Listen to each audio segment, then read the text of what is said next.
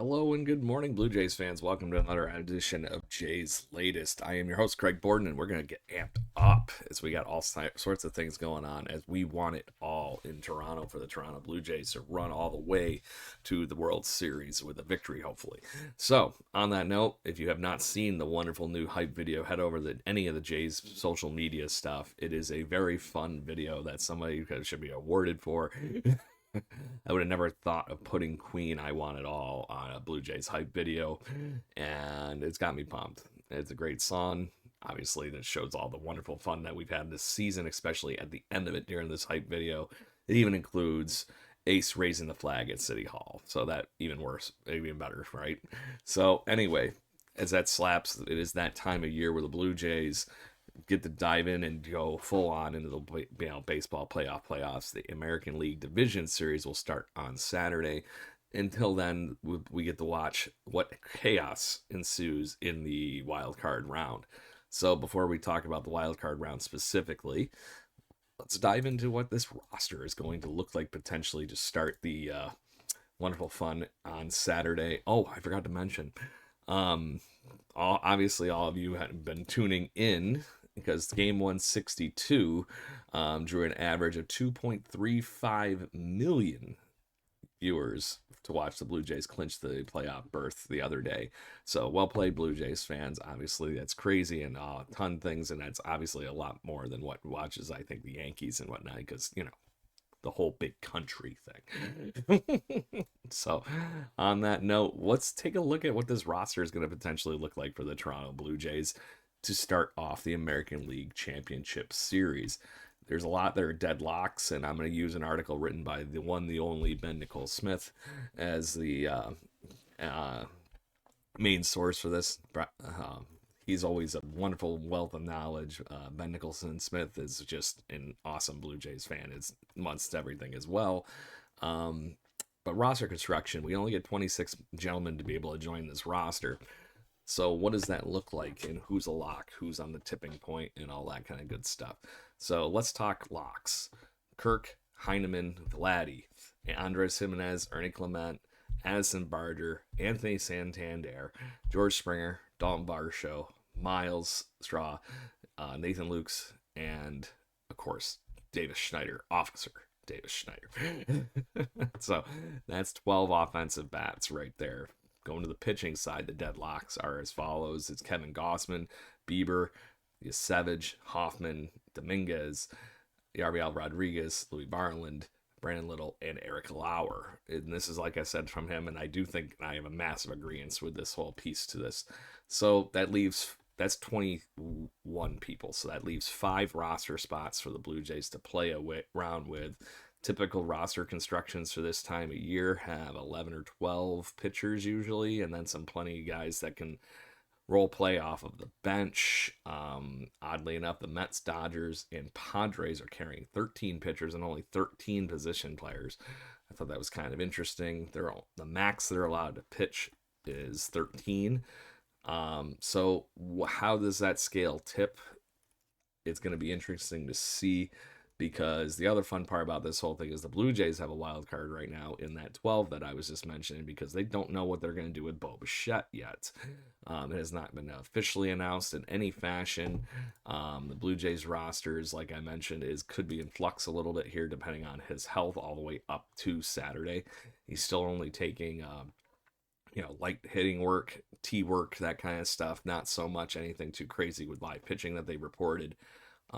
So his status is going to greatly tip the scales on these other 3 fine gentlemen that could potentially join this roster. Joey Loperfido, Isaiah Kiner Falefa, and Ty France. Ty France obviously is also struggling with health issues, and I think he's probably the guy on the outside looking in here. I do think that Loperfido has a good case, and if Bo Bichette is definitely not going to be healthy for the division series, IKF makes it hands down just because of his flexibility. That would give, let's say, no Bo, and you get Loperfido and IKF. That gives you 14 hitters. So that means we'd have to have 12 pitchers, which would allow us to carry Max Scherzer, Chris Bassett, Tommy Nance, Mason Fluharty, or Brandon Fisher. To me, Brandon Fisher and Mason Fluharty are a lock. I think they need to be in there. So that would give you 11 pitchers. Then the three others would be a combination of Bassett, Scherzer, or Tommy Nance. The question is, how do you pile that up?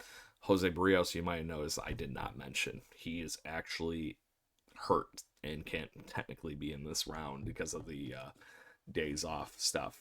Him being on the IL does not help us with that piece. I think there's that piece to that whole thing there. And I think one of the veterans has to be that other spot. And this is no ding to Tommy Nance. I just have some, more, for the veteran presence of getting somebody like Scherzer amped up in the playoffs. And if he came out of the bullpen, or Bassett in that avenue, I think there is some win there to that point. So I think that's where I end up falling on the piece here with getting everything lined up. But I do love the idea of what Loperfido has done as a pinch hitter. Plus, he's got some legs, play the outfield spots, and it just gives the Blue Jays more flexibility. I think if him and IKF are in there versus, France, for example. France has done some good things for the Blue Jays, and I'm not digging him one way or the other. I just think I like the upside of those two guys better and what they can bring to the table. So that's my roster. Hit us up in the comments section and see what you think. We'd love to hear back from you on that whole thing. Obviously, the wild cards start today. So as far as what the scoreboard will look like today, it'll be the Tigers versus the Guardians in Cleveland, San Diego Padres versus the Cubbies in Chicago, Reds and Dodgers in LA, and then of course the Red Sox playing in New York against the Yankees. Pitcher matchups today too, by the way. Tarek Skubal will be facing Gavin Williams in a potential Cy Young type battle. Because in a regular season where Skubal's not doing Skubal things, Gavin Williams might have gotten some votes, but he's on the very far outside looking in with what some of these teams have done this year for the American League, especially when you have Garrett Crochet going against Max Fried, the other two that would probably be in that front running as well. The 18-5 Garrett Crochet will be pitching against the Yankees. 19-5 Max Fried, right? Lefty matchup versus Crazy there, and it's going to be a fun one to watch. In the National League, we're going to have Nick Pivetta against Matt Boyd, former Blue Jay Matt Boyd. I had the biggest hopes and dreams for Matt Boyd in a Blue Jay uniform. I am so head over heels and happy for him to be the one that's starting off the Cubbies game one, and he deserves it. 14-8 with a 3.21 ERA is looking just as good as Nick Pivetta, who has easily been the best pitcher and most consistent for the San Diego Padres. That'll be at both that game. Oh no, sorry, it's 1 o'clock Tigers Guardians, 3 o'clock Padres. Then we got 6. Apparently, all of a sudden now is the Yankees and Red Sox, and we got the 9 o'clock game being the Reds and the Dodgers, and that'll be Blake Snell versus Hunter Green. So that'll be a good matchup as well.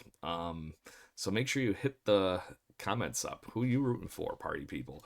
It's gonna be a crazy fun day in baseball, watching all these teams just mash each other in a 3-day series and see what happens. It's going to be interesting. I'm looking very much forward to it. So hit us up in the comments. Tell us who you're rooting for, who you like, and we'll go from there. And also hit us up with any roster pieces you want to chit-chat on too. So talk to us and we'll have a great time. Make sure you join us live tomorrow night at 7 p.m. Eastern on the Jaybird Watching podcast. We are going to have Rockstar Shane Told from Silverstein to talk all things Toronto Blue Jays. He gets to come back and tell us, a little bit of a story swap since his last visit, because when he was on the show live with us earlier in the season, the Blue Jays were horrible. So we're going to talk to him and give him a chance to retcon that one part. And so on that note, go Blue Jays, and we'll talk to you soon. Make sure you hit those likes, share, and subscribes, everybody, and we'll talk soon. Cheers.